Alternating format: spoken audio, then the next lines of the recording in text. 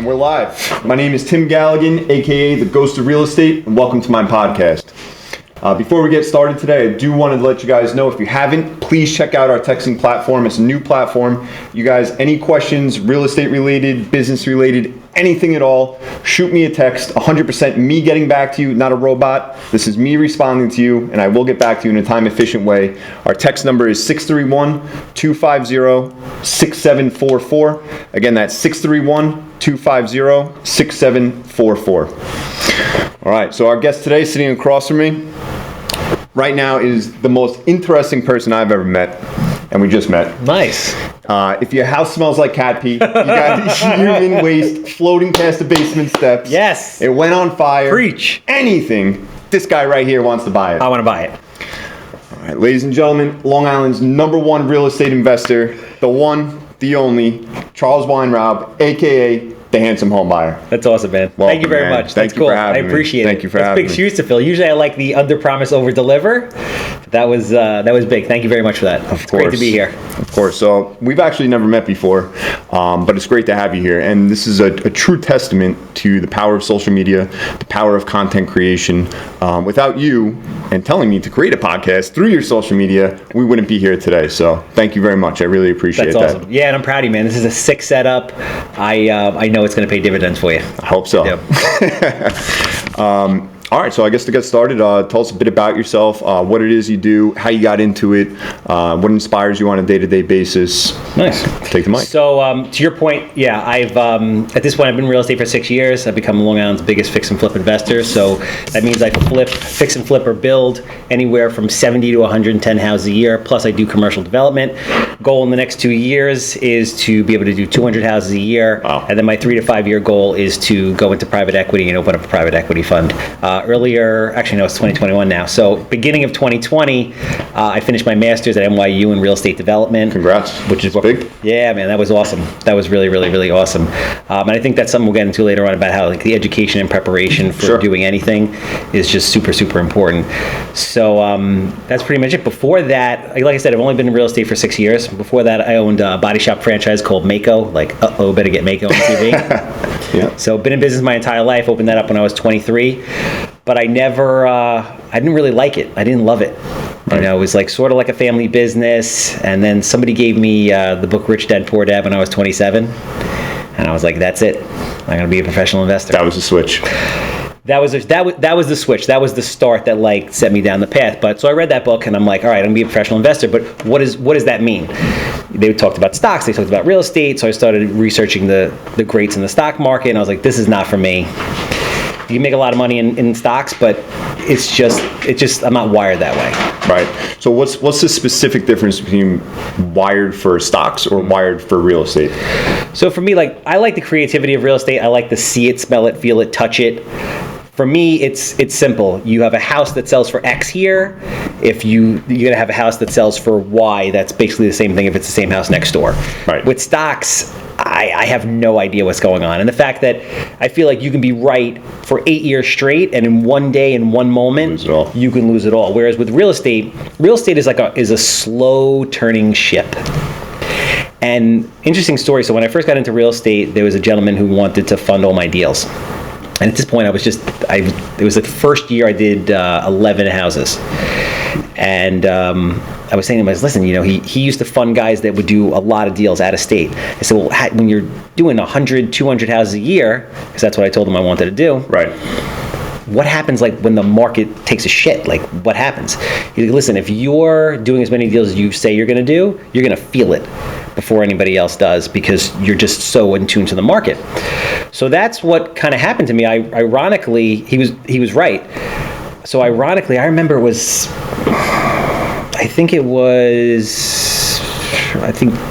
the beginning of 2018. Yeah, I crushed it. I did like 89 houses in 2017.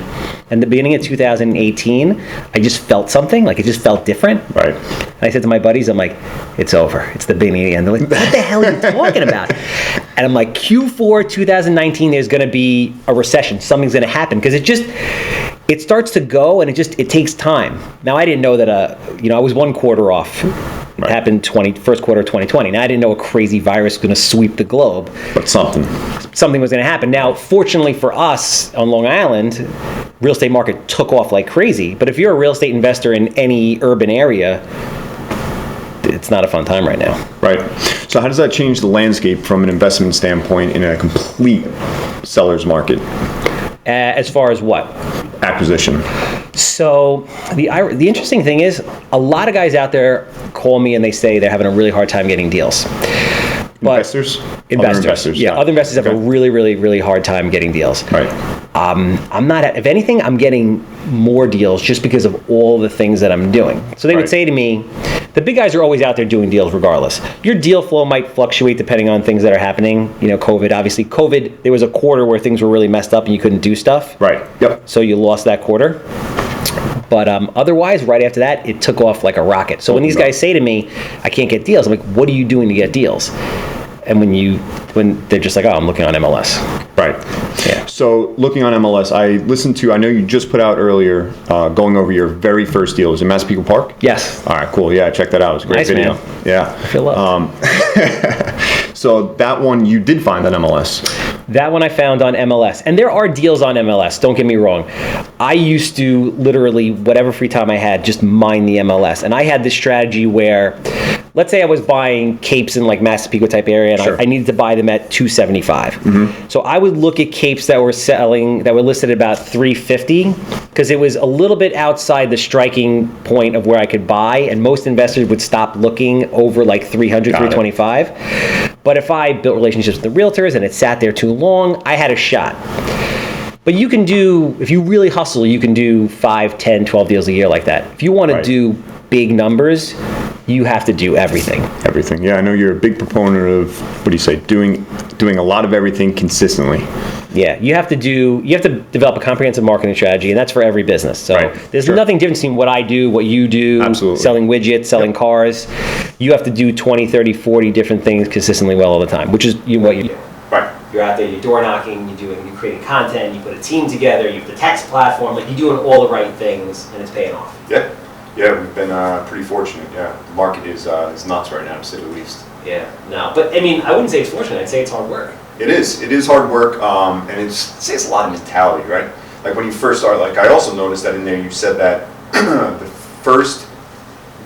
once you were trained, so you were trained underneath Carl Chabon, right? Yes. So that's something we have in common, right? So I'm a student of Carl's as well. And he's the man. Yeah, he's awesome. He is the man. That he is. So you trained underneath him for 3 to 4 years? Yeah. And then after those 3 to 4 years, it took you another full year to find your first property. Just to get my first deal. So when I felt I trained for 3 to 4 years while running the Mako full time. Then I felt, okay, I'm ready to go. Took me an entire year of making offer after offer after offer and not getting anything. And you were still working Mako at the time? Yep, still running Mako at the time. So what was going through your mind at that time?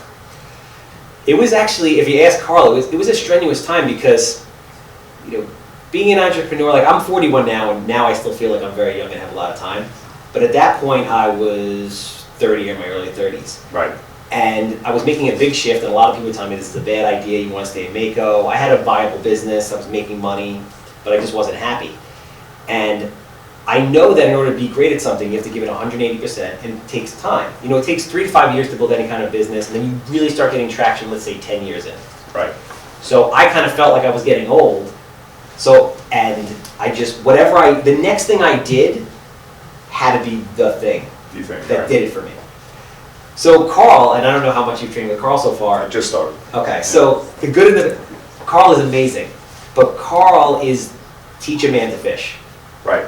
And I'll sit there and I'm like, Carl, just give me the answer. And sometimes you want to like shake him through the phone. And he wouldn't. And he turned to me at one point and said, what do you want me to tell you? You want me to tell you that I know people that are extremely wealthy through real estate? He's like, yes, I do. It could be anything you want it to be. And I believed in him. And I just trusted in the process. And it took 4 years to take off. But when it took off, it took off. Yeah, you must have really trusted him right from the get-go. I trusted him right from the get-go, yeah. The way I really got into real estate was I went to NYU and took a 1-day intensive class on foreclosures. Because when you first get into real estate and you don't know anything, everybody assumes that banks are just giving houses away. Right. Which is obviously not the case. Right. So they said join the local RIA. So RIA stands for Real Estate Investment Association, and Carl runs the East Coast RIA. Yep. And I went there and I met him, and he gives the free coaching call. So I I had that first call with him, and I really interviewed him. And I'm not I wasn't at that point like an organized person, but this was so important to me that I really spent the time, got prepared, because I barely got out of high school, man. Right. Got prepared, drilled him for an hour, and he had all the right answers, and I'm like, this is the guy. And one of the good things about getting old, how old are you? 33. So, I mean, you're still really young, but as you get older, you kind of develop a sixth sense, and we deal with a lot of people. Right, so of course. You develop that social intelligence. Real quick. Yeah. And I just felt like he was that guy that was going to take me where I needed to go. That's that awesome. First stage. Right. So speaking of being younger, was this always your mindset? Do you always have a business mindset? What were you like as a kid? Is this something that you developed over time, or you were just born with it? So I never wanted to grow up. Like my parents told me they used to call me Peter Pan. I was really big into competitive surfing. I played competitive, ice hockey, travel hockey my entire life. I never wanted to grow up. As a matter of fact, when I was in college, I was originally going to be a chiropractor because I wanted to surf all the time. So I'm like, what can I make decent money at and surf as much as possible? And when I went to surf, there was all these chiropractors that were hanging out because they have these crazy schedules where they're off for like 4 hours during the day. So I was going to do that. And my dad said to me, he's like, don't be a chiropractor, insurance companies. He steered me away from that. And something happened. I guess I was like 19, 20 years old, and I woke up one day and I'm like, I was failing in college. I'm like, you know what? One day I might have to grow up, so I better get good grades. So I transferred to Nassau, and I got my shit together, and I did it. My father's been an entrepreneur his entire life, so I've been around that mentality. That's all I know. So I was very fortunate to see that. And then he essentially put me into business. He loaned me the money to open that first Mako when I was 23. And then that was it. And the rest is history. Then you made that transfer. And now I'm just addicted to it. Right. I tend to have a very addictive mentality. So whatever it is that I do, it's like 180%. Gotcha. Like that myself, yeah. To a fault sometimes. Yeah, definitely. It's a sickness. It's an obsession. 100%. Yeah, it's day in, day out, up at 4 a.m. and doing the thing, You get up at 4 a.m? Yeah, I do. Do you work out at 4 a.m? I do. I want to be that guy. I want to be like, people I know will send me messages like 3:30 in the morning, them in the gym lifting out, and my body just doesn't want to do it. So you work out. I see on your social media you do the bike, right? You do the Peloton. No, I lift. I do all that stuff, but I'm more of like a late night person. Nice. Yeah. Yeah. Every time I think I'm completely defeated it. Whenever I wake up in the morning, if I don't work out, and I tell myself I'm going to work out at night, I've never done it. No? No. Can't do it. I guess, for everybody is different. For some people, like I have buddies that get up at 3:30 and they're in bed by 10. I don't think it really matters when you get up. It matters, how efficient you are, what works for you. Right. Cool. Getting into, so now you quit Mako. I did my first. Sold it? You sold. So I did my first deal. That first deal when everybody's like, it's not going to work, boom, boom, boom, and it literally performed to a T. So, I bought it for X, renovated for Y, sold it for Z, like literally on the nose. And that was proof of concept for me. Right, sure. And at that point I was like, that's it, I'm out of here. Like, this is my life. So I put the Mako up for sale, sold the Mako. And then... after the first deal. After the first Mako deal. Gone. Put it up for sale, gone. And when I had the Mako that year, I basically did two. So I said to myself, you know what? I've always lived a very modest lifestyle. Mm-hmm. Like right now, I flip $100,000 a year. Right. I don't own my own house. Right. Why is that? I don't. A lot of people think houses are investments, and listen, this is just my perspective. Right. And God bless the people that buy them, because I flip them and you sell them, right? But if you're looking to, invest and grow, a house is a big expense. Sure. I try to not buy anything at this point in my life that doesn't make me money. Right. So buying a house to live in doesn't make you money. It's an expense. Now, people will argue back and forth about, rent being expensive and this and that. But when you buy a house, you're kind of tied to it. It's not liquid. It's not easy to sell. The cost associated with buying it and then selling it can be significant. Right. So, there's nothing wrong with buying a house if you want to stay there. But for me, I like the versatility of having the money to invest instead of putting the down payment down. And I think it's also a mindset thing for me. Where if you have a house and you have this, same reason I don't have kids at this point. So if you have a house and you have kids and you have all these expenses, it's harder for you to take a risk sometimes, or it would be harder for me to take a risk because I have all that responsibility I have to worry about. No, absolutely. Makes so that's sense. why I don't. So you went through the first deal, sold Mako. Yep. Now you're off to the races. Did 40 deals the first year. First year? 40 deals my first year full time. Wow. Sort of got married and almost got divorced. Right? And then it just took off from there. So what did the acquisition process of, let's say, the first 5 deals? So the first one was MLS. Yeah. Pretty standard. You go to MLS, you check it out. Okay. You're on there, you're making offers for a year. One hits, now you're off to the races. Got it. How did the rest come? The next one, believe it or not, I got off of Craigslist. Get out of here. And then that I remember. I don't remember how the third one exactly came from that, but Craigslist. Yeah, I've gotten a bunch of deals off of Craigslist. I was just working everything. And a couple years back, it wasn't as saturated as it is right now, especially right before COVID. Right before COVID was absolutely crazy. Like not 2020, but 2019, I chilled and I didn't do a lot of deals because the numbers really didn't make a lot of sense. So I hung back, was getting my education, and then as soon as COVID hit, I went right back in because everything cycles. But I would just add one thing and another thing. The way I got most of my deals, which I think is the best way, which is the free way, but takes the most time, is networking. Like heavy duty, extensive networking. 7 days a week. 7 days a week. 7 days a week. Yeah, so I think a lot of people, including myself, so when I got into real estate, I was looking for just a silver bullet, right? How do I make this thing just take off from zero to hero? And it doesn't really exist. Nah. There are a lot of things that you could do on a daily basis, but networking and social media has been a big thing for you. Yeah, huge. Yeah, I know you said you went to an event, last summer? I listen to so much of your stuff. I feel like I'm involved here. Thanks, man. No, I appreciate it. No, I know you said you went to an event last year and you went there and you were like a mini celebrity. Oh, yeah, Brewery 3. Eric Braun put on Brewery 3. Awesome.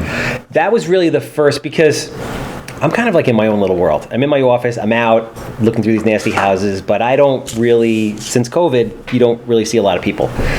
And I had been working with Matt, our visual, for a year, and right when COVID hit, that was when our contract was up, and everything went sideways, so I kind of regrouped. In the middle of that, Eric Braun had that thing, had Brewery 3, and I went out, and Brewery 3, since he's younger, was mostly 25 to 35-year-olds. Sure. Whereas my contemporaries that I was networking with before are now 35 to, let's say, 50, and not huge into social media. I walked into that place, and that's when I realized, really realized, oh, this is real. Because everyone knew who you were. Everyone knew who I was. Right.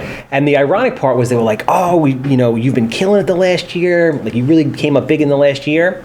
And 2019 was the slowest year I had in the last 4 years. So, But just because I was out there, before that I wasn't out there. Right. Because of social media. Exactly. Awesome. So now you're flipping 40 homes the first year. How are you financing the homes?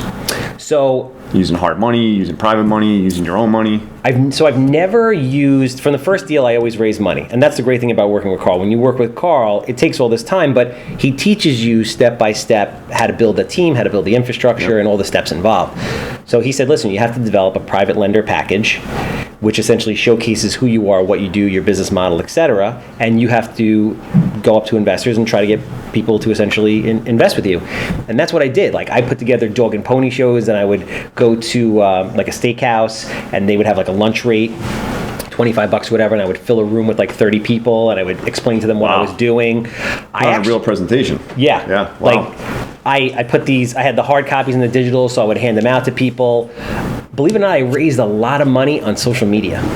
Really? Not intentionally trying to raise money, just people seeing what I was doing and then just knowing me. Like, for my first deal, I didn't have any money, that one in Massapequa. Yeah. And I got that from kids I went to high school with, like people I played PAL baseball with, who I hadn't seen in 10, 15 years. Just came out of the woodwork and like, listen, I see what you're doing. I appreciate it. I have some money. If you need an investor, just let me know. And I funded that entire deal. So you went into contract, and had no idea how you were going to get the money. No. It was like I had some of it, like I had some people that had committed, but For me, I always have a decent idea of the next step, but I don't worry about the next step until I complete the one before it. So for me, why would I don't stress about the money until I have the deal. Once I get the deal locked up, I know I have 30 to 60 days to find the money. I'm going to make it happen. Right. Whatever I need to do, I'm going to make it awesome, happen. man. Wow. That's it. Wow, very cool. All right. So when you go on to, and you're looking at a property, so I'm assuming that at this point you're getting calls, different friends, family, business acquaintances are giving you a call. Hey, look, I have someone who wants to sell their home. What does that deal look like from the point of a lead coming in to the point of acquiring the property? Today or then or just in general? Now. Just in general? Today. And So- did you plan for it to be that way as you were, so from the beginning, did you have the vision that the vision for it to be what it is today? Yeah, so, my big thing is, one of my best attributes, I think, is that I can visualize the future. So before I ever did that first flip, I saw the 300th flip. Before I went to NYU, I knew I was going to go there. I have a bunch of big development deals in the pipeline right now, assisted living facilities, Starbucks, et cetera. Like I saw those. Wow. Yeah, I saw those awesome. things. I saw those things in existence. The private equity firm, obviously it's not here, but I can see it. Like I can visualize it. It's like almost over feel your it. shoulder. Like Right, I can touch it. So that's very, very important, because everyone in the world is going to tell you can't do something. You have to be able to see it achieved and done. So just kind of step by step. I'm really involved. I'm heavily involved in a lot of things that I don't want to be. And the hardest part, I feel like it's very easy to build a business that makes money. The hardest part is to scale a business and then replace yourself and develop standard operating procedure and really, really scale. And that's what I'm doing right now. I've been doing for like the last couple of years. But when I did 40 houses, I did 40 houses that year. I GC'd every one of those projects myself on the construction side. I raised every dollar and I found every deal, which is just... That's crazy. Madness.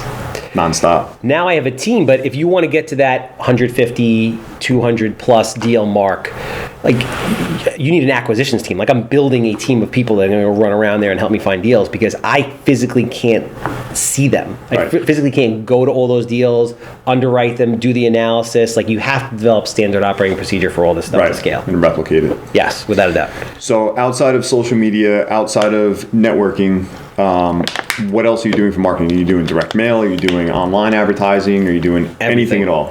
If you want to do that kind of volume, you literally have to do everything. So you have to be networking in person. You have to be in all kinds of creative social media. You have to be doing direct mail. People do SMS. You have boots on the ground. You have everything. TV, radio, all traditional and just non-conventional. You have to be experimenting with different things, and you have to be quantifying all of it. So every time leads come in, you have to know, like, where's that lead coming from?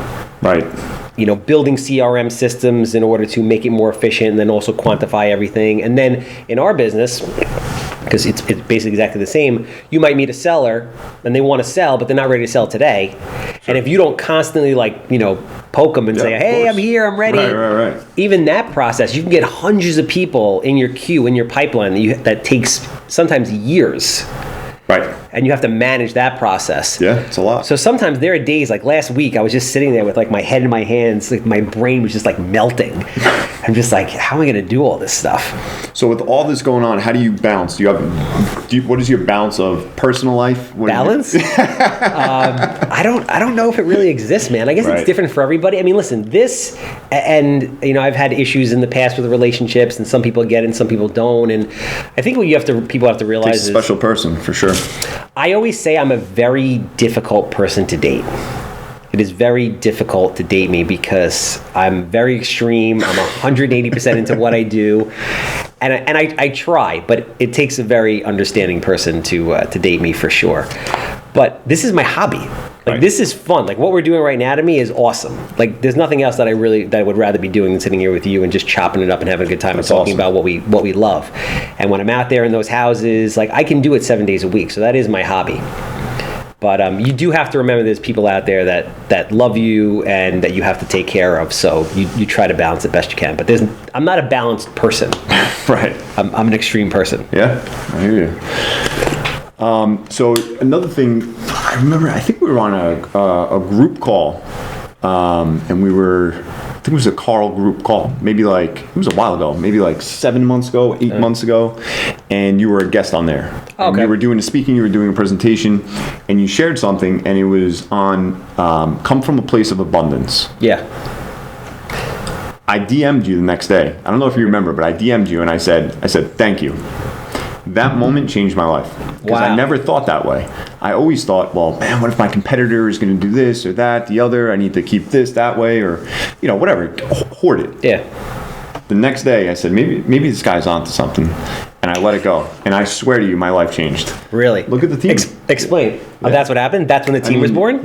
Yeah, that's when we started. Yeah, I've only been doing real estate about 13 months now. Wow. Yeah, so I'd say over the past 13 months, the first few months in there was just, all right, how does this thing work? Yeah. So figuring out how to work the deals, figuring out how to, how it all works. And then from there, building a team and making it happen. And we're, I would assume, one of the fastest growing on Long Island at this point. That's awesome, man. I'm proud of you. That's great. Yeah, thank you. But that's like, if you see all the greats that I've ever known in this business, they shot up real quick like that, and they all have a similar mentality. So I've done collaborations with other investors, and people's like, wow, why would you want to work with him? Right. Like, he's your competition. I was like, listen, in reality, there's so many houses on Long Island to buy. I don't have the time to get to them, the money to buy them.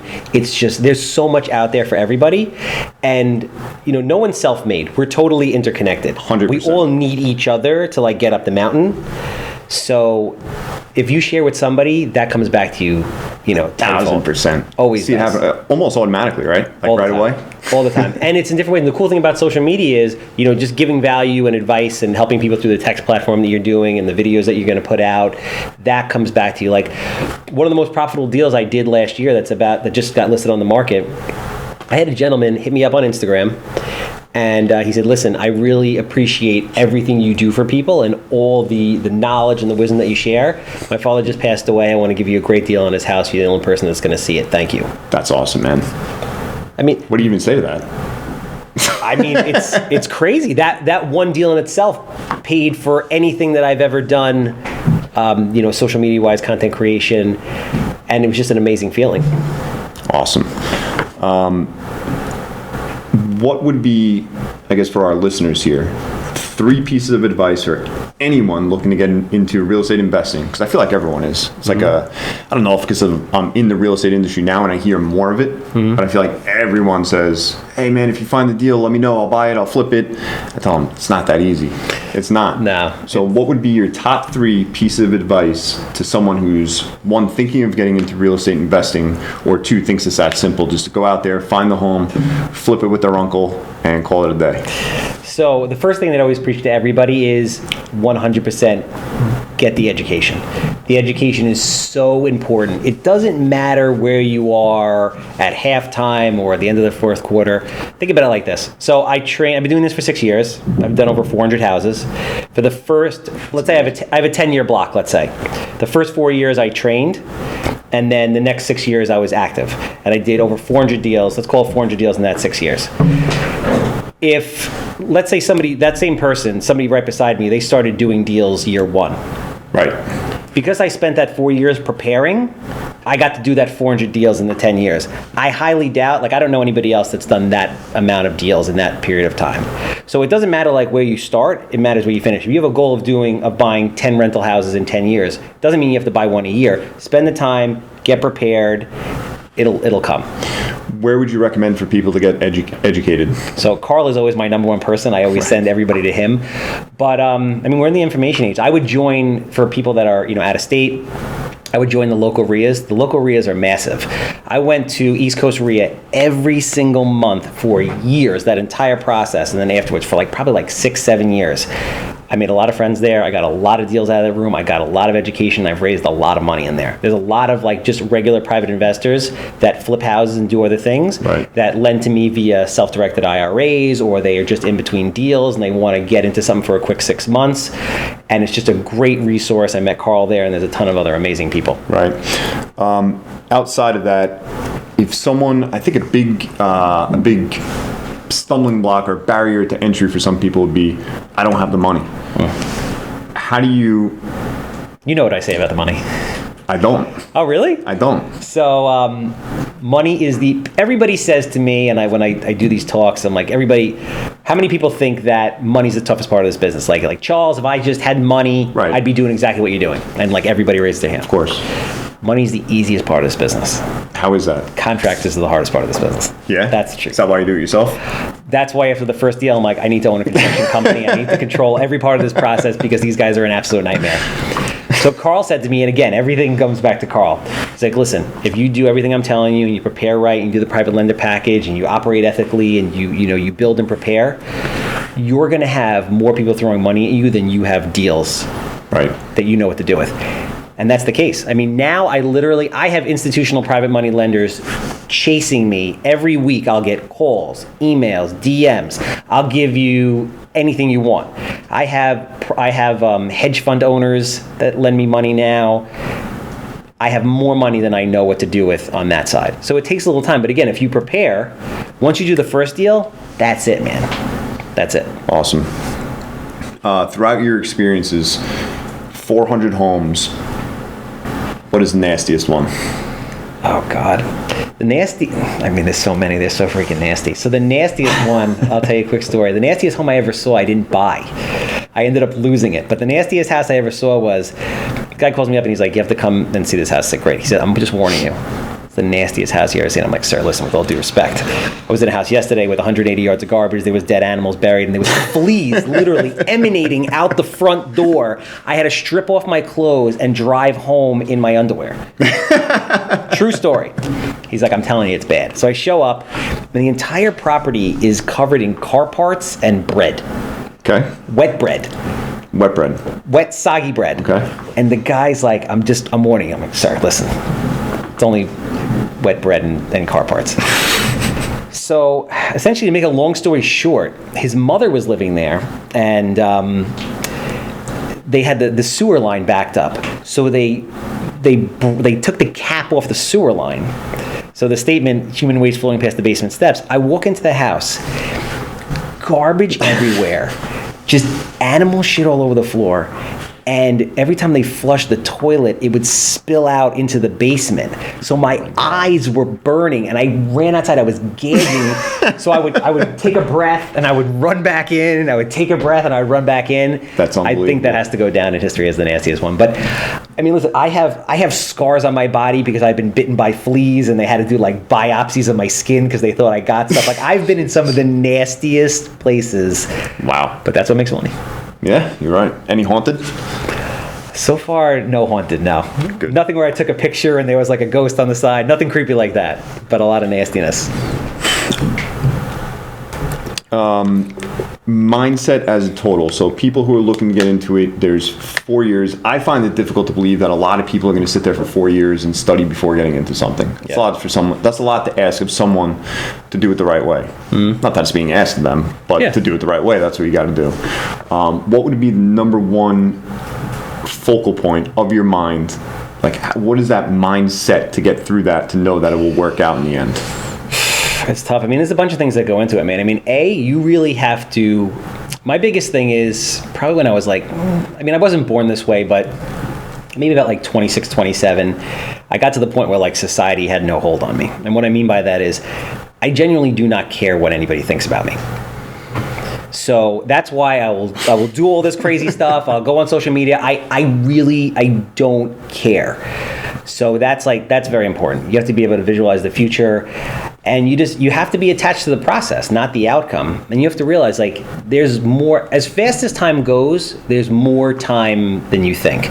So every year that goes by, like 2020, people are like, oh, like, this whole year went by. I sat around. I didn't do anything. Time goes by very fast, don't get me wrong, but when I look back at any block of time, I'm like, shit, I did a lot. Like, a lot went on. Like, and it was awesome. Yeah. So I enjoy it, man. You have to have fun. You got to love it. Like, you have to love it to the point where, like, you're so obsessed with it that when it's going so bad and it can't get any worse, you still got to know that you would rather be doing that than doing anything else, even in those worst moments. Right. Now, from an investment standpoint, I'm assuming most of the time, well, I guess there's more than just these two, but you have the fix and flip, you have the buy and hold, you have wholesale, commercial development, money lending, and you're doing all of it. Everything. Wow. Everything. What's your favorite to do? And what's the biggest percentage of your business? Biggest percentage of my business, like volume-wise, not dollar amount-wise, is definitely the fix and flip. But it's, right. You know what it is? I always tell people, like, I don't do this for the money. Like I said, I don't own my own house. Like, I'm typically wearing like $30 worth of Gap clothes that I got on sale, like $30 Vans. You know, I don't own a watch. I don't have a fancy car. Not that there's anything wrong with that stuff, but that's not the driver for me. Right. I always need to like kind of up the bar, and I always need some type of challenge. So that's what I do. And I get bored very fast with things. Yep. So I'll get into one thing. And I have ADHD like to the max. Like they tried to put me on Ritalin when I was a kid, back when ADD wasn't a very overdiagnosed type of thing. Right. So I have a very short attention span, and I need to be stimulated. So I get onto one thing and I'm like, oh, this is great. And when I master something, like I said, I get bored and move on. So I always have to be trying different things to keep me interested. Awesome. So that's how that works. But they all kind of relate together and they all feed each other. So like I lend out of a self-directed IRA to other investors because I'm not allowed to lend to myself. Right. I started doing the flips, and it's a gradual progression. I started doing the flips, and then I realized if I wanted to, I started doing flips in like Massapequa, Wantagh, Seaford, those like real bread and butter type areas. That's where you grew up, right? Yeah, that's where I grew up in Wantagh. So then I realized that I couldn't just do that, because if you can't get houses in those areas, you're not going to be able to make money, right, and your investors are going to go somewhere else.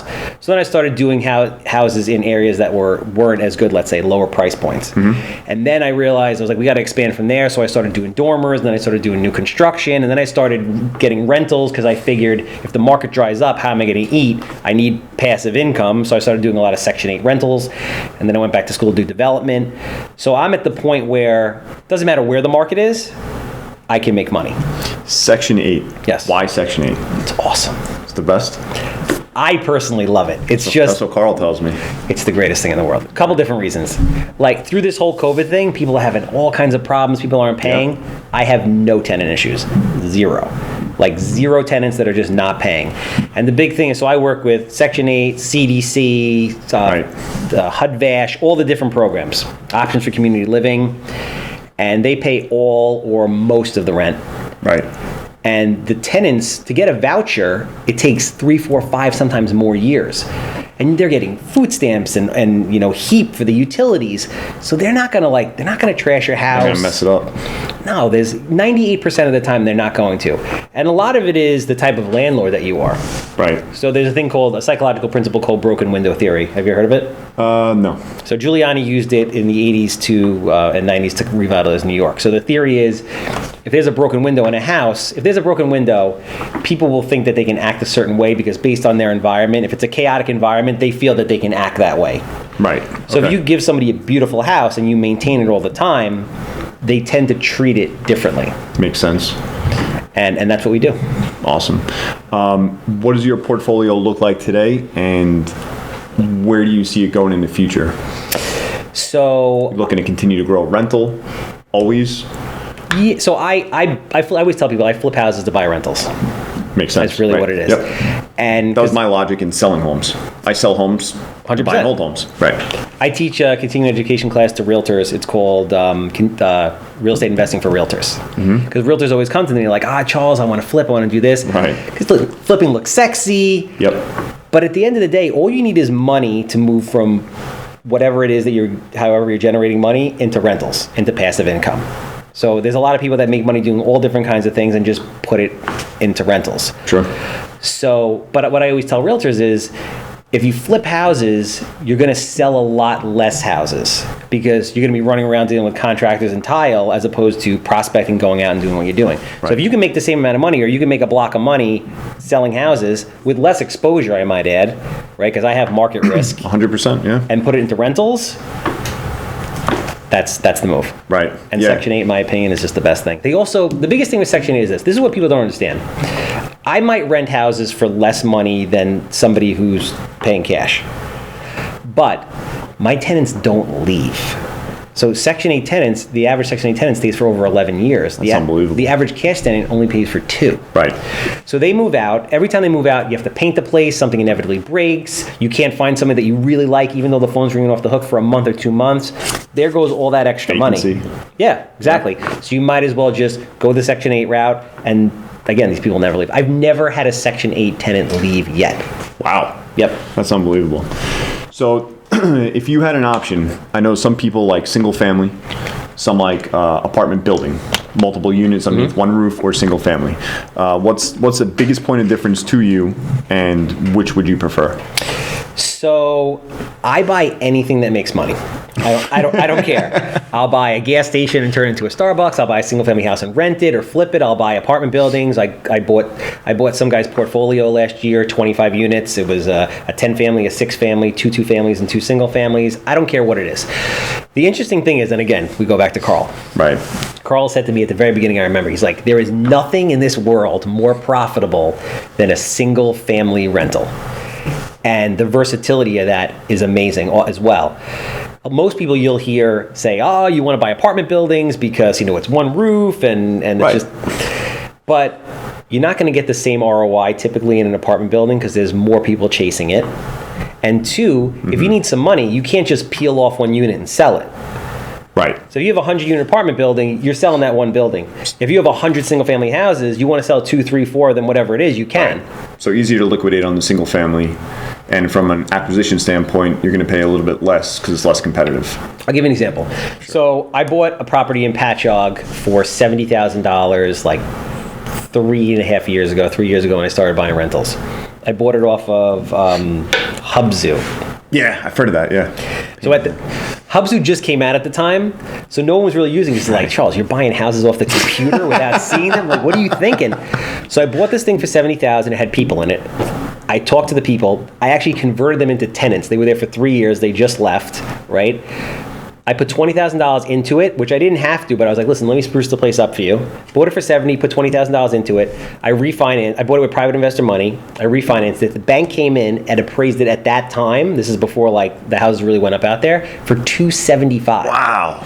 I took all my money off the table. Wow. So now I have an infinite return because I have no money in the deal. Yeah. I have $150,000, $175,000 worth of equity. That's awesome. You're not getting that in an apartment building. Right. That's not going to happen. Right. So that's the difference. So if you were just getting started and you find your first deal, you're educated already, you find your first deal. I guess if you're educated, you wouldn't be asking this question, but if you find your first deal, you fix it up, you have equity in it. What's the rule of thumb for after repair value to how much equity you want in that home when the repairs are done? You're talking, okay. So everybody has their own formula. Sure.